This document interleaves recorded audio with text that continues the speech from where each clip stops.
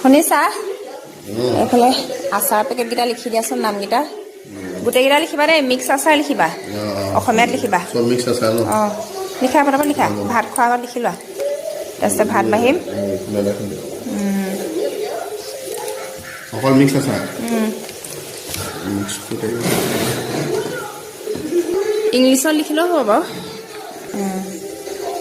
গোটেইকেইটাতে লিখিবা দেই ক'ত দিবাগে হয় এই দোকান এখনত খুলিছিলে এখন মানে পুৰা ৰেগুলাৰ কাষ্টমাৰ হয় আৰু মোৰ আচ্ছা শেষ হ'লে মানে আকৌ মোৰ পৰাই লয় ঠিকে আছে দে এবাৰ গোটেইখিনি সেইকাৰণে মিক্স আচাৰে দিছোঁ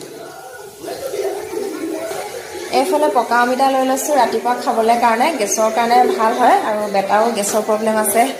মানুহজনৰ গেছৰ প্ৰব্লেম আছে সেইটো কাৰণে ৰাতিপুৱা এয়া পকা অমিতা লৈ লৈছোঁ লোৱা বেটা অমিতা খোৱা পকা অমিতা খোৱা তুমিও খোৱা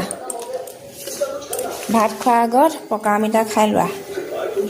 অকণমান ক'লা নিমখ দি দিছোঁ ইয়াতে এটা খাই দিয়া জানে খাই দিয়া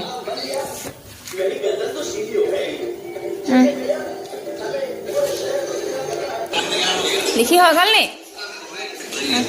এইফালে লোৱা ভাত লোৱা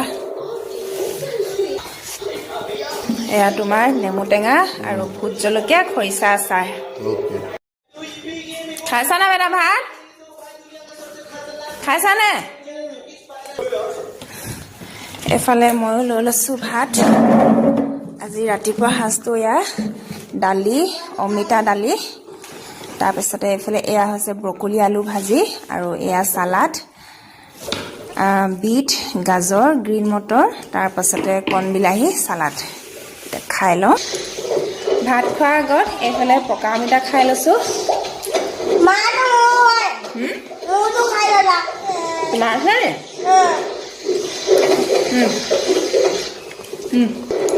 এতিয়া ভাত খাই লওঁ আৰু ৰাতিপুৱা সাজটো এনেকৈ আৰু আপোনালোকে কেনেকৈ খাইছে কমেণ্ট এটা কৰি জনাব তেনেহ'লে আজিলৈ ইমানে আৰু